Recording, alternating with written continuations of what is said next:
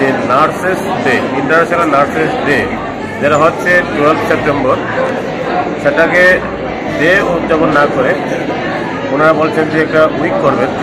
তো সেই জন্য আজকের দিনটাকে ওরা বেছে নিয়েছেন, যেহেতু আজকে একটা গুরুত্বপূর্ণ দিন।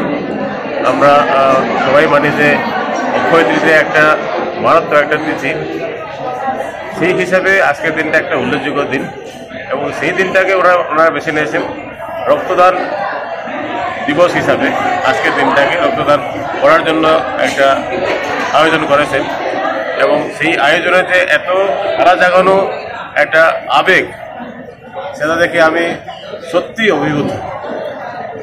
দেখলাম এখানে যারা দিচ্ছেন অনেকেই প্রথমবার দিচ্ছেন, ওনাদেরকে জিজ্ঞেস করলাম কীরকম লাগছে, রক্তদান করার পরে কীরকম ফিলিংস হচ্ছে। সবাই একটা অদ্ভুত আনন্দ ফিলিংস হচ্ছে ওনাদের সবারই।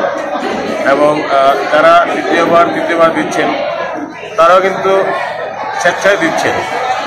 এই যে স্বেচ্ছায় রক্তদান দেওয়াটা, এর থেকে বড় আর কিছু দান হতে পারে না।